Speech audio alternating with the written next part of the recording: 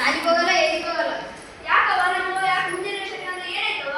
ಏನಾಯ್ತು ಎಡ್ಸಲ್ ಅಂತ ಹೇಳಿ ನಾನು ಮನೆಯಿಂದ ಕಾಲ್ ಜಾಗದಲ್ಲಿ ಪೈಕನ್ ಕಟ್ಸಂತ.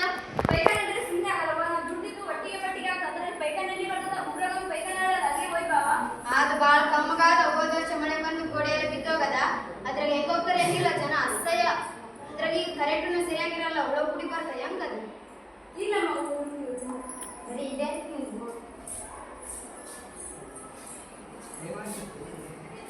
ಅಕ್ಕ ಹಿಂಗೆ ಮಾತಾಡಿ ನಿಂತಿದ್ದೇನು ಖಾಲಿ ಬರ್ತಿಲ್ಲ. ನಾನಂದ್ರೆ ಹಿಂದೆ ಲೇಟು. ಬಾ ಬಾ.